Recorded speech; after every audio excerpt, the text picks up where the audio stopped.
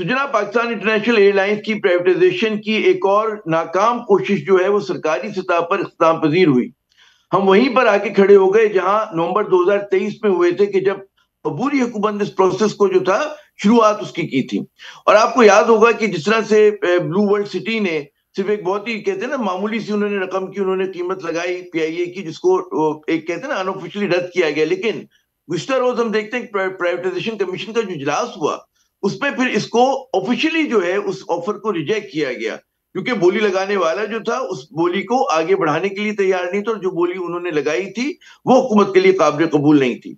अब निष्कारी कमीशन ने जो है हुकूमत को एक नई सिफारिश दी है, और उन्होंने ये इल्तिजा की हुकूमत से कि जनाब आप कोशिश करें कि किसी दोस्त मुल्क को उससे रब्ता करें और G2G बेसिस यानी कि गवर्नमेंट टू गवर्नमेंट बेसिस के ऊपर पीआईए की फरोख्त का एहतमाम किया जाए।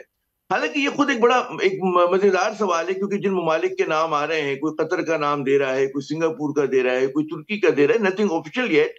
लेकिन इन तमाम ममालिक की अपनी एयरलाइंस हैं, और अगर मतलब है कि G2G बेसिस के ऊपर कोई इस तरह का सौदा होता भी है तो उसकी क्या जो है डिटेल्स होंगी, और वो किस तरह से मतलब है कि पीआईए को चला रहे होंगे, जबकि उनकी अपनी एयरलाइंस हैं जो इन्हीं रूट्स पे ट्रेवल कर रही है, बैन अवी रूट्स की अगर आप बात करें, जहां पर पीआईए के पास जो है परमिट, फिलहाल उसके परमिट रुके हुए, लेकिन आने वाले कुछ दिनों में खुल सकते हैं।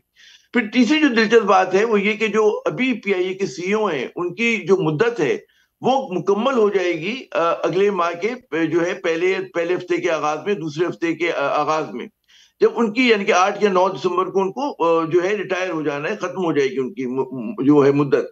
उसके बाद एक नए जो है सीईओ का इंतखाब करना है जो इंटर्म बुनियादों पर आएगा। अब यहाँ पर बहुत सारे सवालात होते हैं पैदा, कि ज़ाहिर है कि निजकारी कमीशन ने ये नसीहत की हुई है पीआईए को कि जी आप मजीद सरमायाकारी नहीं करेंगे, मजीद इसके अंदर कोई रद्दोबदल नहीं करेंगे, to keep the organisation afloat, या उसको जो है बेहतर बनाने के लिए। और जाहिर है कि पीआईए को बड़ा एक मेरे ख्याल में तलवार की धार पे चलना होगा कि बगैर किसी रिफॉर्म्स को इंट्रोड्यूस कराए हुए, और जब तक इसकी निजकारी नहीं होती तो है इसको अपने कहते हैं ना इसके जो परवाजें इसकी चलती रहे, लोगों को तनख्वाहें मिलती रहे, मुसाफिरों को सहूलत ये लोग जितनी भी पहुंचा रहे हैं वो वहां पहुंचाते रहे। तो एक बड़ा चैलेंज है। और एक और इस पूरी कहते हैं प्राइवेटाइजेशन का जो पहलू है, जो दिलचस्प पहलू है, कि वही सियासी जमातें, वही खानदान और तो कमोबेश वही चेहरे कि जो पीआईए को घुटनियों लेकर आए, जो उसकी नाकामी के सबब बने, अब वो उसकी निष्कारी के इत्माम करते आपको नजर आ रहे हैं। तो हम आज के प्रोग्राम में हमारे साथ मौजूद हैं जनाब अब्दुल्ला हफीज खान साहब, तर्जुमान है पाकिस्तान इंटरनेशनल एयरलाइंस के। इनसे पूछेंगे कि जो इंटर्म पीरियड आएगा, और जब तक इस कहते हैं ना इदारे की निजकारी मुकम्मल नहीं होती है, उस वक्त तक पीआईए को कैसे चलाने का इनका इरादा है। बहुत शुक्रिया अब्दुल्ला साहब अपना कीमती वक्त देने का। बड़ा आसान सवाल, ये दायरे के चंद माह तो इस इदारे को ऐसे ही चलना है, तो क्या आप लोगों ने बंदोबस्त किया है जिस तरह के चैलेंजेस दरपेश हैं, क्योंकि आप कोई बड़ा रिफॉर्म भी नहीं कर पाएंगे जनाब। जी बहुत शुक्रिया, thank you for inviting me on the show. देखिए, आपके सवाल के दो पहलू हैं और एक एक करके हमें इन दोनों का जवाब देखना पड़ेगा। सबसे पहले तो ये कि जिस तरह आपने खुद जिक्र किया कि बेड खत्म हो गई, तो बेड खत्म होने के साथ ही एक पूरा प्रोसेस जो था वो कंप्लीशन की तरफ आया। बहुत सारी जो लिमिटेशन थी जो कि निष्कारी की वजह से पीआई या पीआई की इंतजामिया के ऊपर लगाई गई थी, वो ऑब्वियसली वो अब हट गई हैं, और पीआई अब दोबारा लॉन्ग टर्म मंसूबे या at least product development, product improvement या एक्सपेंशन या जो फ्लीट रिजुविनेशन है कि जहाज़ों को वापस अपने ऑपरेशन ड्यूटी के अंदर लेके आना, वो उसके ऊपर अब दोबारा पीआई से काम करना शुरू कर रहा है। साथ साथ जिस तरह हम ये एक्सपेक्ट करते हैं कि अगले चंद हफ्तों के अंदर हमारे वेस्टर्न रूट्स जो हैं उनके ऊपर परवाजों का आगाज दोबारा हो जाएगा, तो वहाँ पे ऑब्वियसली एक्सपेंशन है। इसके अलावा जो डोमेस्टिक राउट्स के ऊपर हम जरा थोड़ा सा रिजुविनेट करेंगे, री इन्फोर्स करेंगे अपनी प्रेजेंस को। रीजनल रूट्स के ऊपर हम जो है वो दोबारा एक्सपेंशन की तरफ जाएंगे। तो बहुत एग्रेसिवली टारगेट हमने अपने अगले साल के लिए सेट कर रहे हैं, और हम उम्मीद करते हैं कि इंशाल्लाह जल्दी उनके ऊपर फुल फ्लो के साथ काम शुरू हो जाएगा। जी। ये कि जो आपने एक और प्रोग्राम में आप तशरीफ लाए थे हमारे, और उसमें आपने हमें ये बताया था कि निजकारी कमीशन ने कहा था कि मजीद सरमायाकारी कोई मजीद मनसूबाबंदी ना करें कि जब तक ये प्रोसेस जो है मुकम्मल नहीं हो जाता। तो वो कदगन जो थी आप लोगों पे से हट गई ऑफिशियली, क्योंकि अब जो मैं पढ़ रहा हूँ स्टेटमेंट जो आ रहे हैं निजकारी कमीशन के, वो यही आ रहे हैं कि जी कुछ माह के बाद दोबारा इसको प्राइवेटाइज कर दिया जाएगा। तो वो जो गैर यकीनी सूरत हाल है वो बरकरार नहीं है अभी तक। जी। देखें, जो इसके ऊपर अभी सरकारी प्रोसेस है वो तो ये है कि जैसे आपने खुद अभी थोड़ी देर पहले रिपोर्ट किया कि निष्कारी कमीशन जो है वो वफाकी काबीना की जो झेली कमेटी है प्राइवेटाइजेशन या निजकारी के ऊपर, जिसको सीसीओपी कहते हैं, उस मामले को अपनी कुछ सिफारिशात के साथ और जो लर्निंग इस पूरे प्रोसेस के अंदर हुई है उनके साथ वो सीसीओपी को भिजवाएगा कि वो उसके ऊपर फाइनल फैसला करें। साथ उन्होंने ऑब्वियसली इस दफा कोई G2G अरेंजमेंट की भी कोई जिक्र किया है कि G2G के तौर के ऊपर पीआई प्रॉब्ली दूसरी गवर्नमेंट्स को ऑफर की जाएगी।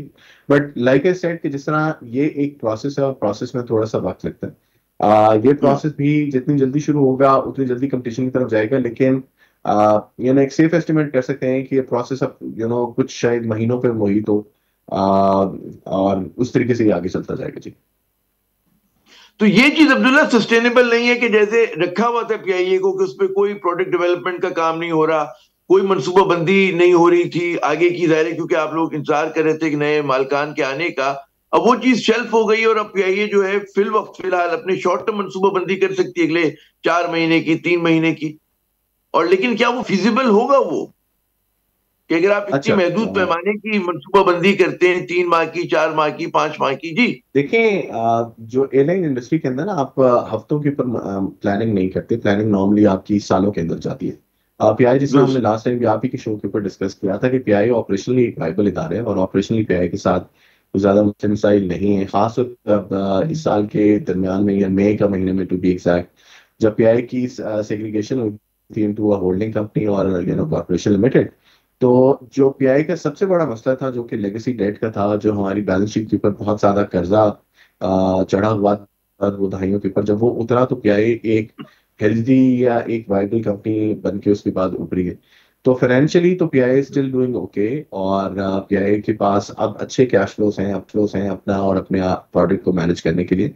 तो उस हिसाब से तो पीआई के लिए कुछ ज्यादा परेशानी कुन सूरत हाल नहीं है। जहां तक आपने बात बोला कि जी मनसूबाबंदी कहाँ तक जाएगी, ऑब्वियसली जिस तरीके से चलती जाएगी उस तरीके से शायद सिचुएशन में क्लियर होती जाए। लेकिन चूंकि आपने ऑपरेशन रन करना है और ऑपरेशनल हर किसी का, चाहे वो नई पार्टी भी उठाए या नई कोई नई गवर्नमेंट उठाए, तो उसका प्राइमरी कंसर्न तो पीआई की बका या पीआई को चलाना ही है। तो उसके लिए जो प्री रिक्विजिट हैं, जो चीजें हैं, फॉर एग्जाम्पल जहाजों की अवेलेबिलिटी हो, रूट्स की वाइबिलिटी हो, तो वो काम तो शुरू कर दिया गया है और वो चलता जाएगा, और वो मेरे ख्याल में आने वाले लोगों की भी रिक्वायरमेंट होगी। जी, अच्छा अब्दुल्ला साहब, आपने जैसा बताया कि आप लोग जाहिर है कि हफ्तों की या महीनों की मनसूबाबंदी नहीं करते एयरलाइन के बिजनेस में, और वो कई सालों पे मुहित होती है।